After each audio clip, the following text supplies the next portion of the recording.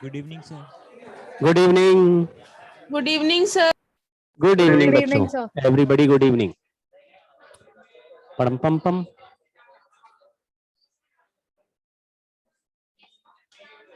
हाँ भाई, शांति शांति के साथ बैठो। क्या बताए थे? कुछ नहीं बताया। ये बोले कि अगर रॉड है तो उसका फील्ड लाइन ऐसे चलेगा सर्कल सर्कल में।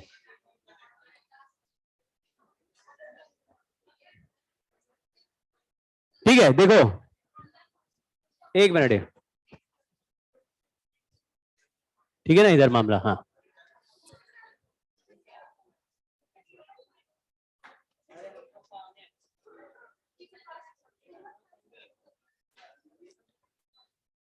चिल्लाओ नहीं भाई। लास्ट क्लास में कंडक्टर की प्रॉपर्टी पढ़ ली थी। कंडक्टर में जो उसको एक दो बार रिवाइज करना पड़ेगा आपको, है ना। वो एक दिन में नहीं आएगा पूरा, फिर कंफ्यूज हो जाओगे कुछ दिनों बाद आप। तो मामला सिंपल है, चार्ज डाला, सरफेस पे रहेगा, बाहर चार्ज है तो उसकी फील्ड लाइन ऐसे थोड़ा टर्न होके परपेंडिकुलर टकराएगी, अंदर गायब, उधर से वापस निकल सकती है, परपेंडिकुलरली बाहर आती है। ये मेन प्रॉपर्टी होगी कैविटी में। हाँ,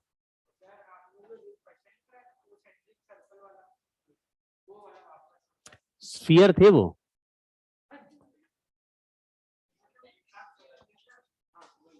हाँ, तो इसमें मैंने कल लास्ट क्लास में एक क्वेश्चन किया कि एक स्फीयर है रेडियस आर का, इस पे चार्ज Q1 है, तो ये Q1 चार्ज कहां फैल गया होगा? तो इसके सरफेस पे, यहां आउटर सरफेस पे फैल गया होगा। इनर सरफेस पे तभी चार्ज अपीयर होता है जब उसके कैविटी में कोई और चार्ज रखा हो। ठीक है, तो इसके अंदर भी कोई चार्ज है क्या? तो इसके अंदर फिर इनर सरफेस पे कोई चार्ज नहीं होगा, ये चार्ज ऐसे इसके आउटर सरफेस पे है। ये हो गया पहला। फिर एक और स्फीयर है, उसका रेडियस 2r है, कॉन्सेंट्रिक है। तो ये जो अंदर वाला Q1 चार्ज है ये हॉलो स्फीयर के अंदर है। तो मैंने सिखाया किसी भी हॉलो कंडक्टर के अंदर जितना चार्ज है तो कंडक्टर के इनर सरफेस पे उसका अपोजिट। ये खुद ही करना है, मतलब ये सीखना है फिर अप्लाई करना है। ऐसे सवाल में लिखा नहीं रहेगा कि इसको अप्लाई करो, ये सीख गए एक बार, उसको यूज करेंगे। तो यहां -Q1 आ गया। अगर ये आउटर वाला यानी बड़ा स्फीयर न्यूट्रल होता तो -Q1 इनर सरफेस पे है, तो न्यूट्रल रखने के लिए क्या करते? Q1। तो इसके आउटर सरफेस पे +Q1 और आ जाता। लेकिन मैंने अलग से Q2 चार्ज और इस पे डाला, तो केस नंबर 1 कंडक्टर पे चार्ज डालोगे कहां फैल जाएगा? आउटर सरफेस पे। इनर सरफेस पे केवल इंडक्शन से चार्ज आता है तब भी जब इनर अंदर कोई चार्ज ऑलरेडी ट्रैप्ड हो। तो अंदर चार्ज है तो उसका अपोजिट चार्ज यहां आएगा, अंदर कोई चार्ज नहीं तो नहीं आएगा, फिर सारा चार्ज आउटर। तो यहां पे आउटर सरफेस पे टोटल चार्ज हो गया Q1 + Q2। अब बोल रहा आउटर सरफेस का चार्ज डेंसिटी इक्वल है, तो इसके आउटर सरफेस पे चार्ज Q1 है, तो Q1/4πr²। ये क्या हुआ? Charge density of outer surface.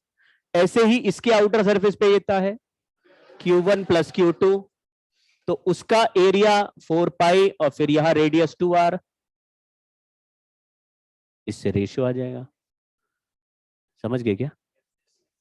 Conductor था तो अपने आप रीडिस्ट्रीब्यूशन ऑफ चार्ज, मतलब हमको खुद करना है ये। हाँ जी, Q1 Q2 का ये कैंसिल हो गया, देखो ट्रंग ट्रंग ट्रंग। बचे कौन? Q1 and Q2। देखो कैसे करते हैं, 4 इधर चला जाएगा, 4Q1 is Q1 + Q2, Q1 इधर चला गया, 4 - 1 आया, 1:3 हो गया, रेशियो 1:3। और ठीक है, कोई डाउट? और आज हम लोग इलेक्ट्रिक फ्लक्स के बारे में पढ़ेंगे। इलेक्ट्रिक फ्लक्स को सीखने का तरीका इलेक्ट्रिक फील्ड लाइंस है, वो हम ऑलरेडी पढ़ चुके हैं। फील्ड लाइंस में हमने थोड़ा थोड़ा पढ़ लिया था कि कहीं पॉजिटिव चार्ज है तो उसमें से एरो एरो ऐसे बाहर आते हुए दिखेंगे, तो आप कहेंगे पॉजिटिव चार्ज फील्ड लाइन बना रहा है। कितनी बनाएगा? वो कितनी भी बना सकता है, मतलब देखो हमारे इमेजिनेशन में, क्योंकि इमेजिनरी लाइन है, हमको इंफिनिटी नहीं इमेजिन करनी है, हम चाहते हैं 10 इमेजिन करना, तो तो हम 10 बना सकते हैं, कोई कहता नहीं हम 15 बनाएंगे, 15 बना लो। लेकिन एक चार्ज एक particular number of field lines आप इमेजिन कर सकते हो उससे बाहर आ रही है। नेगेटिव चार्ज होगा तो कुछ फील्ड लाइन जाके टर्मिनेट होगी। मैंने लास्ट क्लास में कुछ क्वेश्चंस करे थे, वो आपको समझ में आ ही गए थे। अब आज हम लोग इलेक्ट्रिक फ्लक्स कैलकुलेट करेंगे, और इलेक्ट्रिक फ्लक्स के लिए देखो, जैसे एक एग्जांपल लेता हूं मैं। इलेक्ट्रिक फ्लक्स जैसे अचानक कोई बोले आपसे इलेक्ट्रिक फ्लक्स कैलकुलेट करो, तो दो प्रॉब्लम है। एक तो इलेक्ट्रिक फ्लक्स कैलकुलेट करने का हमारे पास कोई फॉर्मूला नहीं है, और दूसरा हमारे पास कुछ इमेजिनेशन भी नहीं है। जैसे मैं आपको बोलूं मोमेंटम क्या होता है, मोमेंटम क्या होता है, तो एक होता है मोमेंटम का फॉर्मूला क्या होता है, तो क्या होता है मास इनटू वेलोसिटी, और दूसरा होता है मोमेंटम का फीलिंग, इमेजिनेशन क्या है, मतलब हम कैसे इमेजिन करेंगे मोमेंटम को। तो जैसे मेरे मन में मोमेंटम क्या इमेजिनेशन आता है कि कोई टक्कर मार रहा है और मुझे चोट लग रही है, तो कितनी चोट लग रही है वो डिसाइड होगा कितने मोमेंटम से, समझ गए। जैसे अगर एक 100 ग्राम की बुलेट है और गन से फायर हो जाए तो इंसान मर सकता है, यानी उसमें इतना खतरनाक मोमेंटम है कि सीरियस डैमेज करती है। तो मास कम है लेकिन वेलोसिटी, तो मोमेंटम एक ऐसी प्रॉपर्टी होगी जो मास और वेलोसिटी दोनों पर डिपेंड करे। तो कुछ ऐसे इमेजिन कर लिया कि भाई जिसकी टक्कर से, जैसे एक ट्रक जा रहा है 2 मीटर पर सेकेंड से ट्रक जा रहा है, तो सामने खड़े हो जाओगे, मास बहुत ज्यादा है, वेलोसिटी कम है, लेकिन जो प्रोडक्ट है वो हाई हो गया, उससे टक्कर होगी तो भी चोट लगेगी ज्यादा। तो मैंने ऐसे इमेजिन कर लिया कि मन में कि किसी का मोमेंटम ज्यादा होगा, तो मतलब वो अगर मुझसे टकराएगा तो मुझे ज्यादा हार्म करेगा। किसी का मोमेंटम कम है, हल्का ऑब्जेक्ट है और वेलोसिटी भी कम है, तो एक मक्खी उड़ती हुई आई टकरा गई, गिर गए, तो मोमेंटम कम था। ऐसा ही कुछ आप इमेजिन कीजिए, इलेक्ट्रिक फ्लक्स एक क्वांटिटी है, मोमेंटम नहीं है। इलेक्ट्रिक फ्लक्स एक अलग क्वांटिटी, और मैं बोलूं इलेक्ट्रिक फील्ड और एरिया को मल्टीप्लाई कर दो तो इलेक्ट्रिक फ्लक्स बन जाएगा। तो ये तो हो गया फॉर्मूला उसका, इलेक्ट्रिक फील्ड और एरिया को मल्टीप्लाई करेंगे, क्योंकि दोनों वेक्टर क्वांटिटी है तो हमको डॉट प्रोडक्ट करना है। फ्लक्स एक स्केलर क्वांटिटी है और डॉट प्रोडक्ट करेंगे तभी स्केलर प्रोडक्ट बनता है। तो मैंने बोला इलेक्ट्रिक फील्ड और एरिया का डॉट प्रोडक्ट कर दो तो फ्लक्स बन जाता है। तो उसने, आपका मन में होगा ठीक है सर तो बन जाता होगा, लेकिन क्या है मतलब फ्लक्स होता क्या है। तो मैंने आपको बोला जितनी भी फील्ड लाइंस आपको दिखती हैं किसी चार्ज से, उनके सामने अगर कोई विंडो या सरफेस रख दो और उस सरफेस से कुछ फील्ड लाइन क्रॉस होते हुए एक साइड से दूसरे साइड जाए, तो जितनी फील्ड लाइन किसी एरिया को क्रॉस करती है उसी फील्ड लाइंस को ही हम फ्लक्स की तरह इमेजिन कर सकते हैं। अब मैं आपको बोलता हूं, इमेजिन करना बस, वो फ्लक्स का वैल्यू नहीं होता, केवल इमेजिन करना है। जैसे टक्कर मारी चोट लगी तो मोमेंटम वैल्यू कैलकुलेट हो गया क्या कि टक्कर लगी मोमेंटम, मैंने इमेजिन कर लिया है कि ज्यादा हार्म होगा, मतलब ज्यादा मोमेंटम से टकरा रहा है, कम चोट लग रही है तो चोट का वैल्यू मोमेंटम का वैल्यू है क्या कि चोट लगी तो नाप रहे हैं, एक हड्डी टूटी इसकी 2 टूटी, डबल मोमेंटम, ऐसा कुछ सीधा रूल, वैल्यू नहीं मैच हो रही है लेकिन हमको थोड़ा फीलिंग है। वैसे यहां पे कुछ एक पॉजिटिव चार्ज मैंने बनाया, इस पॉजिटिव चार्ज से चारों तरफ फील्ड लाइंस बन सकती है। मैंने इसके सामने एक छोटी सी विंडो बना दी, तो आपने देखा जितनी भी फील्ड लाइंस ये बना रहा उनमें से कुछ फील्ड लाइंस इस विंडो से पास हो रही है, जितनी इस विंडो से पास हो रही है वो इस विंडो से पास होने वाला फ्लक्स हो गया। समझ गए क्या? तो सारा चार्ज का टोटल फ्लक्स इसी सर्कल से पास हो रहा है क्या? अगर सारा चार्ज का फ्लक्स 100 है तो क्या ये आंसर भी 100 होगा? तो हो सकता है ये आंसर 20 हो, 30 हो, वैल्यू पे हम कंपैरिजन नहीं कर रहे लेकिन 100 से तो कम ही होगा। चलिए, तो यहां पे मैंने कुछ फील्ड लाइंस ऐसे क्रॉस होते हुए दिखाई। आप कह रहे हैं भाई लेफ्ट से राइट की तरफ जितनी फील्ड लाइंस जा रही हैं और कुछ लाइंस ऐसे बाहर से भी पास कर रही हैं, तो इस सरफेस का फ्लक्स कैसे कैलकुलेट करें? इलेक्ट्रिक फील्ड डॉट एरिया से कैलकुलेट करेंगे, लेकिन उसको इमेजिन कैसे करें? आप बोलेंगे जो सर्कल है, जो सरफेस है, उससे जो लाइंस क्रॉस हो रही है वो उस सर्कल का फ्लक्स रिप्रेजेंट कर रहा है। जैसे अगर मैं कंपैरिजन कराऊं कि ये लाइंस ऐसे आगे भी चल रही होंगी,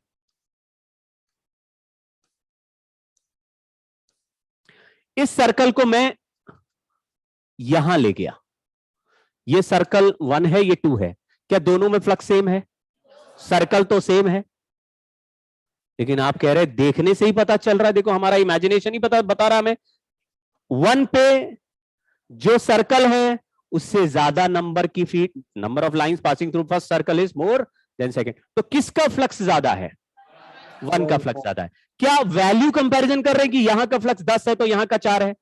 वैल्यू कंपैरिजन नहीं, केवल ग्रेटर और लेस तो बता सकते हैं। जैसे मैंने चार्ज के लिए बताया था कि एक क्यू चार्ज अगर 10 फील्ड लाइन निकाल रहा है और दूसरा माइनस क्यू चार्ज अगर 8 फील्ड लाइंस टर्मिनेट कर रहा है, तो पहला वाला चार्ज जो पॉजिटिव था उसका वैल्यू बड़ा है, वो 10 निकालता था, तो दूसरा जो टर्मिनेट कर रहा है वो 8 टर्मिनेट कर, उसका वैल्यू कम है। लेकिन क्या वैल्यू 5:4 लिख दें? वैसा कोई रूल नहीं है, ठीक है ना। ऐसे यहां पे फ्लक्स के वैल्यू कैलकुलेट नहीं हो रहे, रिप्रेजेंट हो रहा है कि यहां पे नंबर ऑफ फील्ड लाइन ज्यादा है तो फ्लक्स ज्यादा है, यहां पे नंबर ऑफ फील्ड लाइन कम है तो फ्लक्स कम है। अगर मैं यहां पर ही एरिया नंबर 3 ले लूं, अब मैं पूछूं बताओ 1 और 3 में से किसका फ्लक्स ज्यादा लग रहा है? 3 का।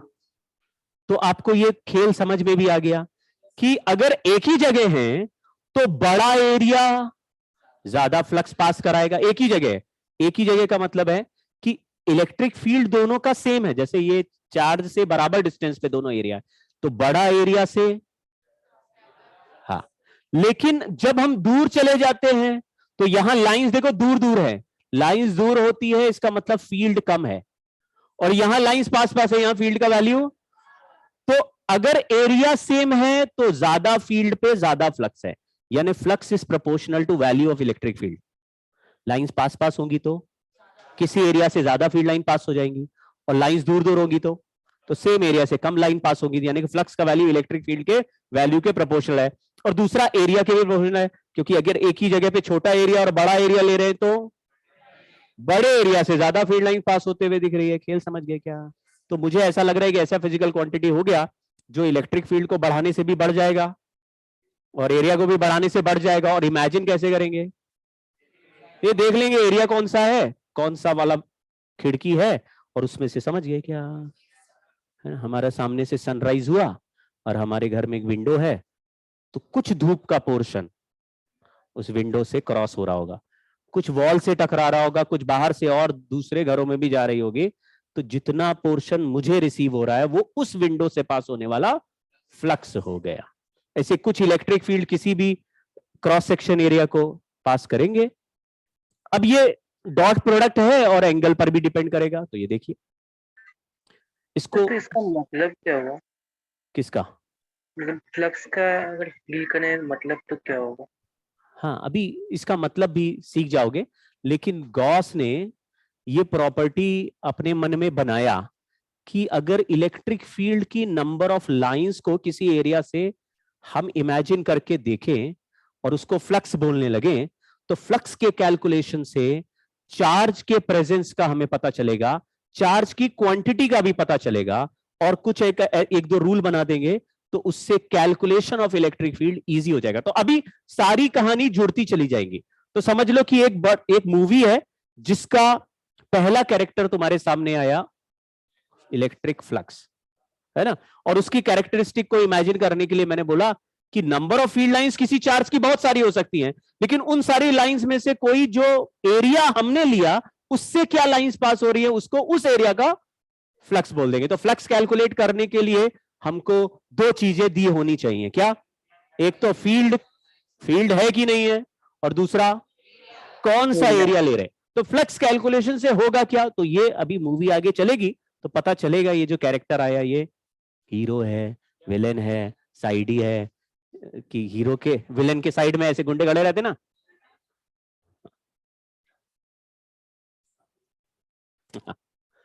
ठीक है। तो पहले एरिया वेक्टर होता है, इसका एक स्लाइड बना दिया गया है। वो इसलिए क्योंकि एरिया को, अरे हाँ, एरिया डॉट प्रोडक्ट में जाएगा, और डॉट प्रोडक्ट में जाएगा तो सीधा मल्टीप्लाई करना अलाउड नहीं है, एंगल भी देखना पड़ेगा। तो कैसे एरिया को वेक्टर लेना है? मान लीजिए कोई एक प्लेन है, तो जो भी ये प्लेन है उसके परपेंडिकुलर में आपको एरिया वेक्टर का डायरेक्शन लेना है। तो area vector is perpendicular to its plane. जो वैल्यू है वो वैल्यू है। जैसे अगर आर रेडियस का सर्कल है तो एरिया का वैल्यू तो पाई आर स्क्वायर है, लेकिन उसको वेक्टर बनाने के लिए एरिया में डायरेक्शन असाइन करना पड़ेगा। तो डायरेक्शन इस प्लेन के परपेंडिकुलर, आपको ऐसा प्लेन के परपेंडिकुलर लेना है। तो एरिया वेक्टर आपको ही आज से याद रखना है कि कभी भी कोई, जैसे टेबल है तो टेबल के सरफेस का एरिया तो आप निकाल लोगे, उसका लेंथ है, उसका ब्रेथ है, आपने मल्टीप्लाई कर दिया, एरिया आ गया। लेकिन उसको वेक्टर की तरह ट्रीट करना तो डायरेक्शन किधर लोगे?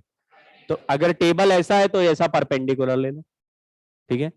आप बोलेंगे अगर हम टेबल के नीचे बैठ के देख रहे तो आप ऐसे परपेंडिकुलर ले लो, उससे फर्क नहीं पड़ेगा। एरिया वेक्टर प्लेन के परपेंडिकुलर या तो ऊपर ले सकते हो या नीचे ले सकते हो। कन्वेंशनली आउटवर्ड नॉर्मल लेना चाहिए, यानी आपके पॉइंट ऑफ व्यू से आपकी तरफ आता हुआ वेक्टर होना चाहिए, बाहर निकलता हुआ एरिया वेक्टर, ठीक है। इनटू द प्लेन वाला भी परपेंडिकुलर होता, वैसा नहीं लेंगे। जैसे मान लो हमारे राइट साइड में वॉल है, लेकिन हम वॉल को ऐसा लेफ्ट से देख रहे हैं, तो एक ऐसा एरो इमेजिन कर रहे हैं जो मेरी तरफ आ रहा हो वॉल के परपेंडिकुलर। कोई एरो ऐसा भी तो हो सकता है जो वॉल के अंदर जा रहा हो मुझसे दूर, वो वाला भी ले सकते हो, उससे फर्क नहीं पड़ेगा। लेकिन कन्वेंशनली क्या लेना है? Outward normal.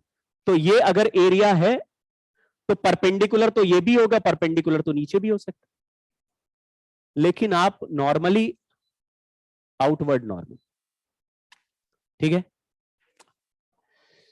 हाँ, मैं वही बोल रहा हूं, पॉइंट ऑफ व्यू पे है। अगर तुम यहां से देख रहे हो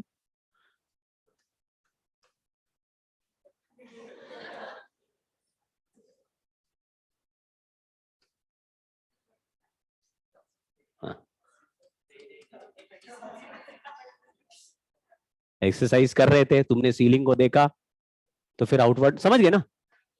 वो जो सीलिंग है तो आउटवर्ड नॉर्मल नीचे भी आ सकता है, लेकिन अगर फर्स्ट फ्लोर से देखोगे तो वही सरफेस वही है, लेकिन उसके लिए आउटवर्ड नॉर्मल ऊपर।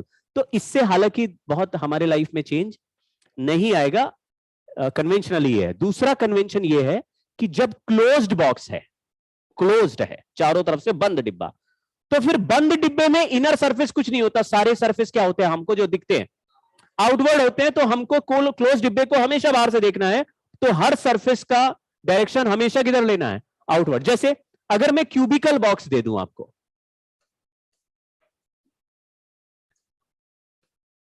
ऐसे, ठीक है। मान लो ये एक्स एक्सिस है, ये वाई एक्सिस है, ये जेड एक्सिस है, ठीक। अब मैं एक सरफेस लिख रहा हूं ए बी सी डी। आपको ये प्लेन समझ में आ रहा है? ये प्लेन किस प्लेन में है? Z x. हाँ, ये एबीसीडी वाला जो प्लेन है ये वाई और जेड के पैरेलल में है, एक्स एक्सिस के परपेंडिकुलर है। कुछ समझ में आएगा? लग रहा है ऐसा? एक्स के परपेंडिकुलर, वाई जेड प्लेन के पैरेलल है, दिखा? तो जो इसका प्लेन है उसके परपेंडिकुलर आपको वेक्टर ड्रॉ करना है, लेकिन आउटवर्ड नॉर्मल, ठीक। तो ये जो एरिया है, मान लो ये साइड एल है, तो ये एल स्क्वायर हो जाएगा, लेकिन ये जो एरो है किससे मैच कर रहा है? आई कैप लिख दिया, कोई प्रॉब्लम? अगर मैं यहां पे ई एफ लिख दूं और मैं पूछूं ए बी ई एफ वाला जो एरिया है वो उसको क्या लिखेंगे वेक्टर में? जे कैप। तो आप देखेंगे ये वाला एक्स जेड प्लेन है और इसका परपेंडिकुलर अगर ड्रॉ करेंगे तो वो एक्स वाई एक्सिस के पैरेलल दिखेगा। तो इसका area of A B E F vector is L square J cap. लेकिन अगर इसके देखो अपोजिट वाला पैरेलल प्लेन ले रहे हैं तो वो भी एल स्क्वायर है, लेकिन माइनस जे कैप है। कुछ समझे क्या? तो एक साइड प्लस हो सकता है, दूसरे साइड माइनस हो सकता है। अब ये आपको जैसा है वैसा ही लेना है अगर बंद डिब्बा है। लेकिन एक ही प्लेन अगर है तो आप उसको राइट से भी देख सकते हो, लेफ्ट से भी देख सकते हो, फिर कोई रूल नहीं है, ठीक है। दूसरा चीज, मान लीजिए इलेक्ट्रिक फील्ड लाइंस ऐसे चल के जा रही है, तो यहां से एंटर करा इस डिब्बे के अंदर और फिर ये लाइन एक्सटेंड होते हुए यहां से दूसरे साइड से बाहर आ रही है। आपको इलेक्ट्रिक फील्ड के एरो समझ में आ रहे हैं मैंने कैसे बनाए? तो EF और यहां GH लिख देता हूं। तो आप ABCD वाले सरफेस से देखेंगे, ABCD वाला जो स्क्वायर दिख रहा है उससे फील्ड लाइंस बाहर आते हुए दिख रहे हैं डिब्बे से, अंदर जाते हुए? और जबकि EFGH से यही लाइंस। अब इलेक्ट्रिक देखो EFGH देखो, अब हमारे डिब्बे के पॉइंट ऑफ व्यू से EFGH का जो डायरेक्शन है वो अवे यानी परपेंडिकुलर आउटवर्ड लेंगे और इलेक्ट्रिक फील्ड इधर जा रही है, EFGH है। तो आपको ऐसा लग रहा होगा कि इलेक्ट्रिक फील्ड और एरिया ऑपोजिट डायरेक्शन में दिख रहे हैं क्या? तो ऑपोजिट डायरेक्शन मतलब कितना एंगल हो गया? 180। तो यहां पे फ्लक्स का आंसर नेगेटिव हो जाएगा, फ्लक्स का आंसर नेगेटिव, cos 180 हो जाएगा। डॉट प्रोडक्ट है ना, आपको याद है डॉट प्रोडक्ट, फोर्स और डिस्प्लेसमेंट सेम डायरेक्शन में हो जाए तो वर्क डन पॉजिटिव, फोर्स और डिस्प्लेसमेंट अपोजिट हो जाए तो वर्क डन नेगेटिव, और परपेंडिकुलर हो जाए तो जीरो, परपेंडिकुलर में जीरो। तो ये जो फील्ड हमने बनाया, ये फील्ड एक्स एक्सिस में आई कैप है और एरिया भी आई कैप है, लेकिन ये वाला एरिया ऐसे आउटवर्ड है एल स्क्वायर माइनस आई कैप। तो आप थोड़ा थोड़ा कन्वेंशन भी समझिए। कोई क्लोज्ड बॉक्स है, जो फील्ड लाइन बॉक्स के अंदर जाते दिखेगी, एरिया आउटवर्ड है और फील्ड इनवर्ड है, तो आंसर हमेशा फ्लक्स का नेगेटिव लिखना है। और जो फील्ड लाइन बॉक्स से बाहर आते दिखेगी, उसमें एरिया आउटवर्ड है और फील्ड भी आउटवर्ड है, तो आंसर प्लस लिखना है। पॉजिटिव। समझ गए? लेकिन अगर सिंगल सरफेस है तो सिंगल सरफेस में अंदर जा रही है बाहर जा रही है, ये कोई रूल, मतलब वही लाइन को इधर से देखो तो बाहर आती दिखेगी, इधर से देखो तो अंदर जाती दिखेगी। समझ गए क्या? तो फिर पॉजिटिव नेगेटिव साइन के साथ आंसर लिखने की जरूरत नहीं, सिंगल सरफेस पे आंसर साइन के साथ नहीं लिखते, लेकिन अगर क्लोज्ड बॉक्स है तो साइन के साथ लिखते हैं। तो फिर आपको साइन दो तरीके से लेना पड़ेगा, या तो एरिया और इलेक्ट्रिक फील्ड का बीच में एंगल देख के निकालना पड़ेगा, या फिर आप देखो बंद डिब्बा है तो field line into the box जा रही है, या समझ गए? तो ये भी आगे चल के हम लोग सीखेंगे, फ्लक्स को सीखेंगे, लेकिन अभी एरिया वेक्टर को कैसे कर रहे हैं मैं यहां पे जल्दी से बता रहा हूं। तुम हाँ चलिए देखो ना, ये 5 मीटर बाय 5 मीटर का एक एरिया मैंने बनाया, प्लेन है। आपको ये एरिया इमेजिन हो रहा है? ये क्या XY प्लेन में है? ये किसी प्लेन में कंप्लीटली है नहीं, है नहीं, ठीक है। और जो एरिया है उसमें एक सीक्वेंस के हिसाब से मैं हाथ, मतलब अगर आप हाथ घुमाना चाहो राइट हैंड रूल से एरिया का वेक्टर का डायरेक्शन निकाल सकते हो। जैसे मैंने सोचा कि अगर मैं D से C फिर BA, DC BA के सेंस में राइट हैंड को घुमाऊं तो इसके परपेंडिकुलर मेरा थंब इधर की तरफ जाता हुआ दिखेगा, perpendicular thumb into the plane, ऐसे जा रहा है ना, देखो इस प्लेन के परपेंडिकुलर। आप ऐसे भी घुमा सकते हो, ABCD हाथ घुमा सकते हो, इधर भी आ सकता है। सिंगल प्लेन में एरिया के डायरेक्शन में कोई रूल नहीं है, आप आउटवर्ड भी ले सकते हो और इनवर्ड भी ले सकते हो। मैंने अभी क्या ले लिया है, इनवर्ड ले लिया, ये ऐसे वाला ले लिया, देखो इधर की तरफ जा रहा है ऐसे, तो मैंने हाथ घुमाया इसी सीक्वेंस, ठीक है। अब देखो मैं आपको यहां से दिखाता हूं ये फोटो को। अगर सोचो कि ये रहा राइट में एक्स एक्सिस, इधर है जेड एक्सिस, ऊपर है वाई, दिख रहा है एक्स जेड एंड वाई, और ऊपर से देख रहे हैं तो ये प्लेन ऐसा बीच में आ रहा है। अगर ऊपर से देखेंगे तो मुझे केवल ये वाला साइड ऊपर से ऐसा दिखेगा, ऐसा इसका लाइन दिखेगा, समझ गए क्या? जैसे किसी दरवाजे को ऊपर से देखो तो केवल उसका थिकनेस वाला साइड ही दिखता है, यस वैसा दिखेगा। तो यहां पे बना रहा हूं, ये एक्स एक्सिस हो गया, ये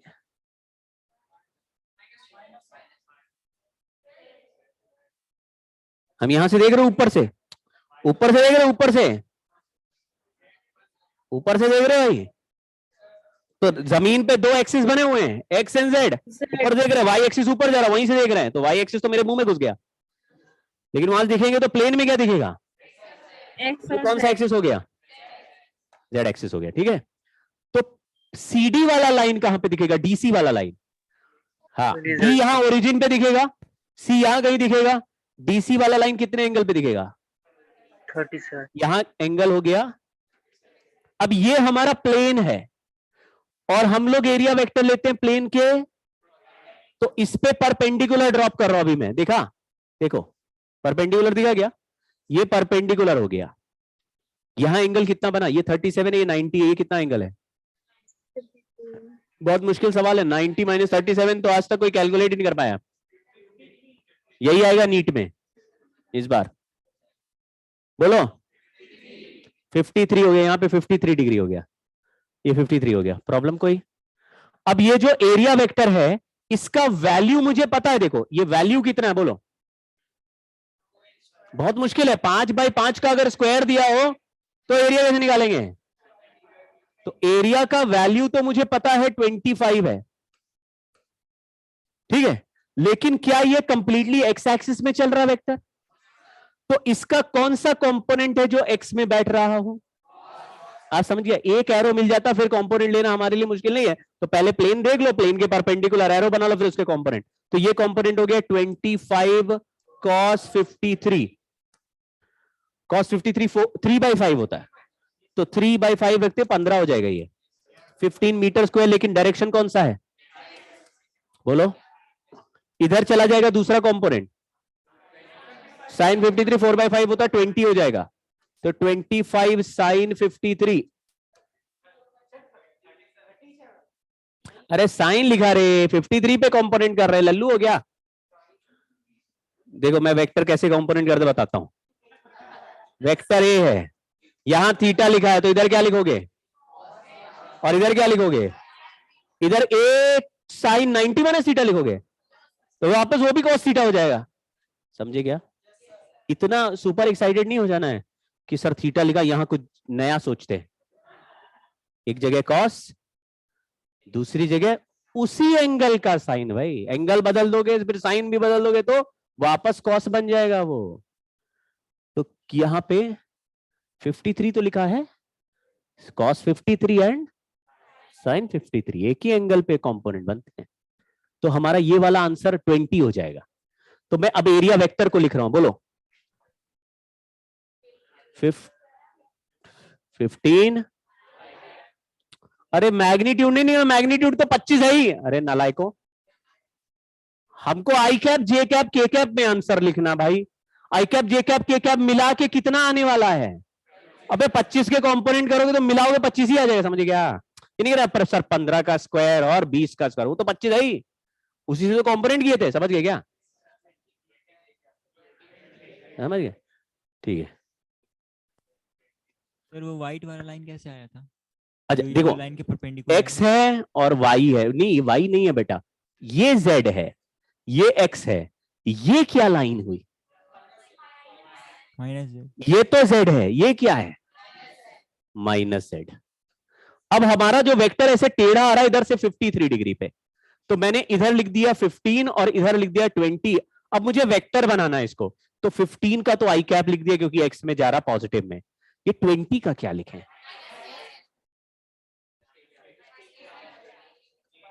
समझ गए? तो जे कैप को क्या लिखें? 0 हो गया, 0। कोई प्रॉब्लम होगा? इसका मैग्नीट्यूड कितना आएगा? अभी उसको करना हो तो 25 है ही, उसी से कंपोनेंट बने हैं, लेकिन ये वेक्टर आई कैप के कैप में आ गया। सर हाँ जी, वो व्हाइट वाला लाइन परपेंडिकुलर येलो लाइन के कैसे आया था?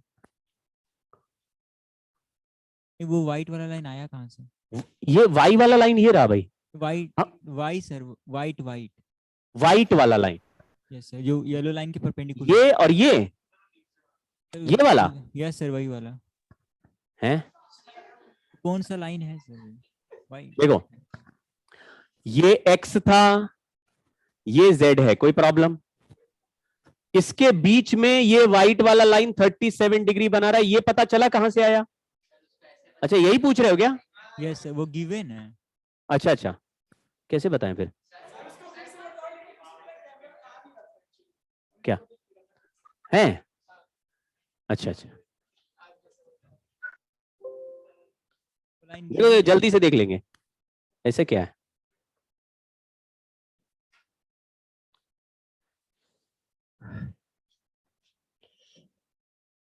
ये तो प्रोजेक्शन एरिया जैसी चीज हो गई, या जैसे साइड व्यू फ्रंट व्यू ऐसा होता है ना, वैसा ही हो गया कि अगर कोई ऐसा 3 डायमेंशन में प्लेन बीच में दिख रहा है, अगर मैं ऊपर से देखूं, अगर देखूं तो देखने देगा तब तो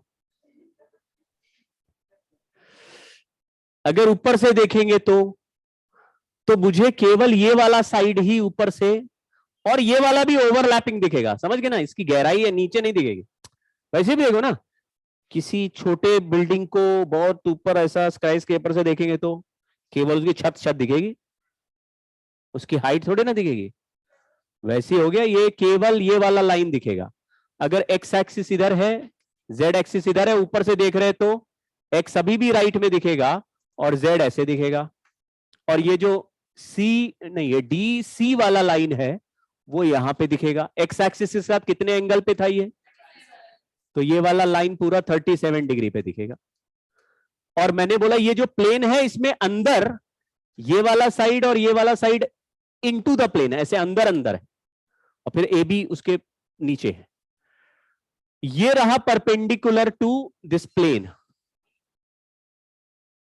तो मतलब ऐसे हो गया कि अगर कोई नोटबुक है और ऐसा बना हुआ था, इधर जेड एक्सिस है, इधर जेड एक्सिस, ये रहा जेड एक्सिस, और इधर एक्स एक्सिस है, बीच में बन रहा है, और हम ऐसे टॉप से देख रहे हैं तो मुझे केवल ये वाला साइड दिखेगा, वो भी एक्स एक्सिस के साथ कितने एंगल पे, एक्स एक्सिस के साथ 37 पे ऐसे दिखेगा। समझ गए क्या? थोड़ा दिमाग लगाओ भाई। चलिए आगे तो बढ़ ही गया, और पीछे क्यों जाएंगे? हो गया, एरिया वेक्टर आ गया। हमको एरिया वेक्टर, अभी फ्लक्स कैलकुलेट नहीं करना। अगर कोई कहता है कि टेढ़ा मेढ़ा एरिया हुआ, हमने देखा हमारे छत पे टीन शेड लगा हुआ था तो उसमें ऐसे ऐसे वेव बना हुआ है, उसमें तो फ्लैट ही नहीं है, अब एरिया कैसे ले? तो आप कहेंगे फिर उसमें कॉन्टिन्यूअस एक एरिया नहीं ले सकते, उसको छोटे छोटे छोटे छोटे टुकड़ों में ब्रेक करना पड़ेगा। जैसे ये स्फीयर जैसा दिख रहा है, ये सर्कल जैसा दिख रहा है, तो इसमें एक छोटा सा एरिया लिया है, उस एरिया को डीए या डीएस लिख देंगे। ये छोटा सा एरिया हो गया, तो ये एरिया का डायरेक्शन इस जगह का ही परपेंडिकुलर, अगर यहां पे डीएस लेते तो इसका परपेंडिकुलर अलग हो जाता। इधर डीएस ले लेंगे तो इसका परपेंडिकुलर अलग, तो जिधर जिस पॉइंट पर छोटा एरिया ले रहे उसी को डीएस बोल रहे हैं। तो ऐसे डीएस के साथ फ्लक्स कैलकुलेट करना पड़ेगा। तो मान लीजिए कोई कहता है भाई एक जगह एरिया ऐसे चल रहा है और इलेक्ट्रिक फील्ड ऐसे चल रहा है, तो आप कहेंगे ऐसे चल रहा है, इलेक्ट्रिक फील्ड ऐसे चल रहा है, तो आप बोलेंगे भी हर जगह छोटा डीएस लेंगे तो अलग अलग डायरेक्शन बनने लगेगा। तो यहां पे एंगल अलग दिख रहा है, यहां पे एंगल अलग दिख रहा है, यहां पे अलग दिख रहा है, ठीक है। तो डीएस और डीएस छोटे छोटे एरिया में कैलकुलेट करना पड़ेगा। तो वो सब इतने कॉम्प्लेक्स केसेस आते नहीं है हमारे में, हमारा मामला बहुत ही सिंपल है और बहुत ही घिसे पिटे केसेस हैं, लेकिन ज्यादातर चीजें इमेजिनेशन से कंट्रोल हो जाएंगी। तो अगर फील्ड लाइन इमेजिन कर रहे हो कि इलेक्ट्रिक फील्ड चल रही है, मतलब वहां पे इलेक्ट्रिक फील्ड लाइंस ड्रॉ कर दी, उसके सामने एक एरिया लगा दिया, तो यही फील्ड लाइंस उस एरिया को क्रॉस करते हुए दिखेंगे। अगर कंफ्यूजन हो जाए तो आप ये जो एरिया दिया इस पे एक फॉइल लगा दो, समझिए ना, एक पन्नी चढ़ा दो, तो फील्ड लाइन का एरो आएगा तो उस फॉइल को होल करते हुए दूसरे साइड निकलेगा। अगर कोई फील्ड लाइन इसी पन्नी पे ऐसे सरक के चला जाए तो फ्लक्स में इंक्लूड नहीं करेंगे। जैसे मान लो ये एरिया मैंने बनाया, फील्ड लाइन ऐसे टेढ़ी बना दी, तो आप कहेंगे इसके दो कंपोनेंट हो सकते हैं, एक कंपोनेंट फील्ड का इस सरफेस के पैरेलल हो सकता है और दूसरा अक्रॉस ऐसे हो सकता है। तो बोलो ये E1 है और ये E2 है, कौन सा वाला फील्ड फ्लक्स में कंट्रीब्यूट कर रहा है डायरेक्टली? ठीक है, हाँ। तो ये हमारे इमेजिनेशन हुआ, लेकिन फॉर्मूले से भी ऐसी बात बनेगी। तो इलेक्ट्रिक फ्लक्स प्रॉपर्टी है, बहुत सिंपल है। इमेजिन करने के लिए क्या इमेजिन करना है? Number of field lines passing through a cross section area. और जैसे ये मैंने फील्ड लाइंस बना दी और ये ऐसा टेढ़ा एरिया है, तो आप बोलेंगे जी हर जगह एंगल इनका क्या आ रहा है? अलग। तो उसको समेटने के लिए मैंने एक छोटा सा एरिया ले लिया, उसको बोल रहे हैं डीएस। तो डीएस के साथ इलेक्ट्रिक फील्ड का यहां पे एक फ्लक्स कैलकुलेशन बन सकता है। ये जैसे साइड व्यू देखा तो ये छोटा सा एरिया है डीएस, और जो इसका एरिया वेक्टर है इस डीएस के ऐसा परपेंडिकुलर है।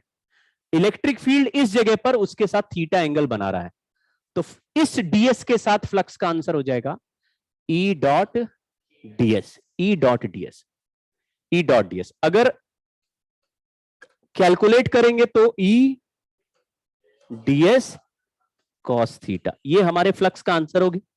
लेकिन ये कौन से एरिया के लिए आया? इस डीएस एरिया के लिए। अगर टोटल फ्लक्स पूछा जाएगा तो क्या करना पड़ेगा? ये छोटा सा नंबर है, ये छोटा नंबर ऑफ फील्ड लाइंस है जो इतने छोटे से एरिया से पास हो रही है, वो वाली फील्ड लाइंस है।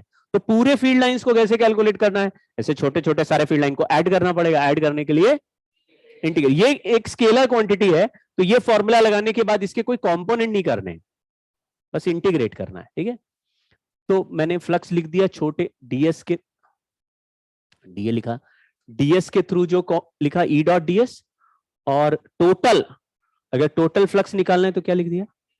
इंटीग्रेशन। दो बातें आप सीख गए। पहला number, if electric field is uniform, तो आप फ्लक्स कैलकुलेट करने के लिए डीएसपीएस कुछ नहीं लिखो, क्या लिख दो? अगर इलेक्ट्रिक फील्ड कांस्टेंट होगा तो उसकी स्ट्रेट लाइन दिख रही होगी, और एरिया भी एकदम फिक्स होगा तो उसका भी प्लेन दिख रहा होगा, उनके बीच में कोई फिक्स्ड एंगल भी बन रहा होगा। तो इलेक्ट्रिक फील्ड को एरिया के साथ डायरेक्ट ऐसा ई कॉस थीटा के फॉर्मूला। अभी इसके एग्जांपल करेंगे पहले। दूसरा हो सकता है कि इलेक्ट्रिक फील्ड क्या हो? नॉन यूनिफॉर्म हो, तो आपको फ्लक्स कैलकुलेट करने के लिए फिर क्या करना पड़ेगा? इंटीग्रेट करना पड़ेगा। एनसीईआरटी में दोनों तरह के एग्जाम्पल हैं, हमारे सिलेबस में भी दोनों तरह के एग्जाम्पल हैं, हर एग्जाम में दोनों तरह के एग्जाम्पल पूछ रहे हैं। इसलिए कोई मतलब बचने का तरीका नहीं है कि सर हम केवल यूनिफॉर्म वाला करके चले जाएं। तो हो सकता है यूनिफॉर्म वाला आ जाए, लेकिन नॉन यूनिफॉर्म वाला भी आता है, आ सकता है। इसलिए कोई बचने का तरीका नहीं। तो छोटा डीएस लेने का, लेकिन केसेस जो है बड़े घिसे-पिटे हैं, मतलब वो 4-5 केसेस है, उन्हीं में से ही एक सवाल आ जाएगा। तो अगर सारे केसेस, हम सारे केसेस कर लेंगे क्लास में, और सबको इमेजिन करके अलग अलग कैटेगरी में पकड़ना, तो आपका ये 100% सही हो जाएगा सवाल। इसके क्वेश्चन आने का चांस बहुत अच्छा है।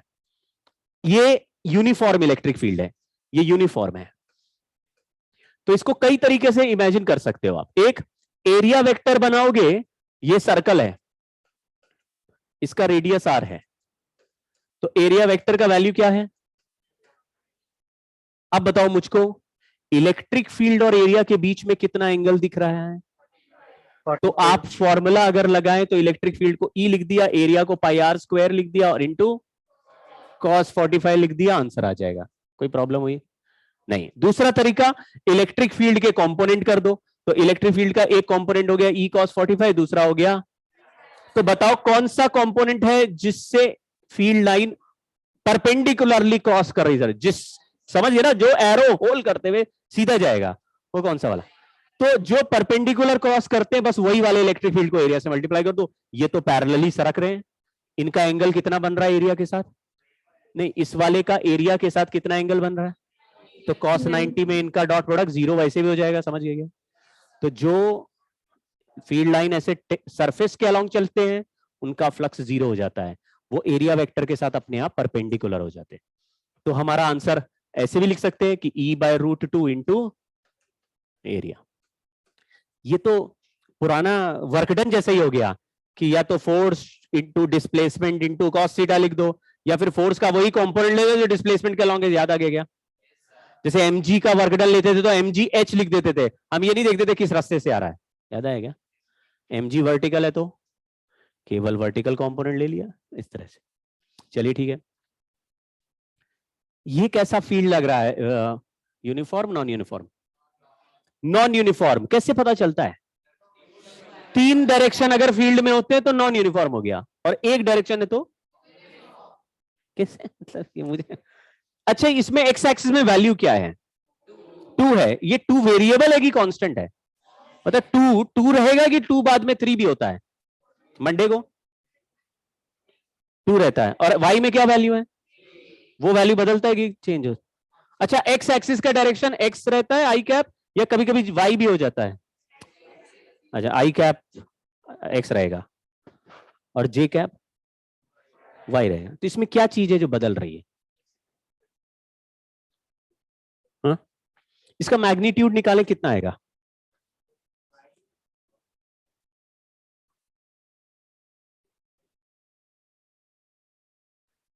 वेक्टर आई जे के में है, मैग्नीट्यूड बताओ, √14 a square plus b square plus c square, √14 में क्या वेरिएबल लग रहा है आपको?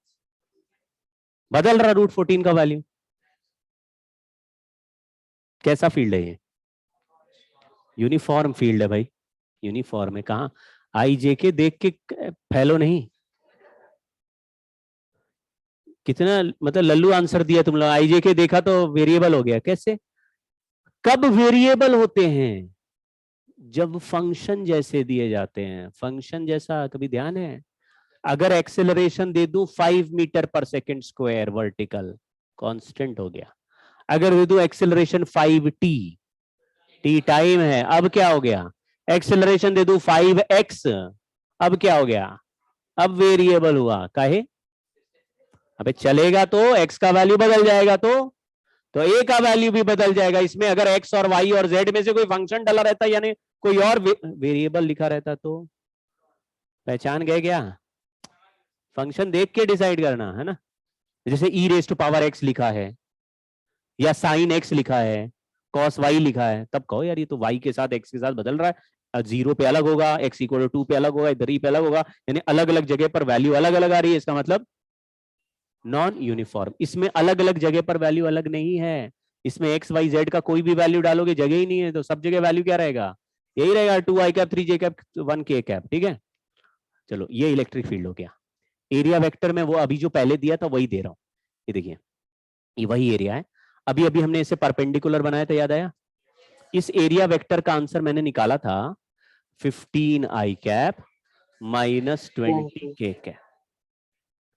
ये एरिया वेरिएबल है क्या? एरिया वेरिएबल में कुछ वेरिएबल नहीं होता, केवल इलेक्ट्रिक फील्ड चेक करना होता है, कांस्टेंट या वेरिएबल। ये दोनों यूनिफॉर्म हो गए कि नहीं? मतलब एरिया तो कांस्टेंट होता ही है, इलेक्ट्रिक फील्ड यूनिफॉर्म हो गया कि नहीं? फ्लक्स कैलकुलेट कैसे करेंगे?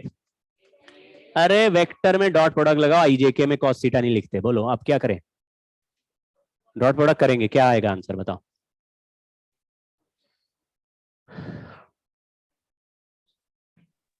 $30i cap 30i cap minus 60 minus 60 -20 जेके यस सर 3j कैप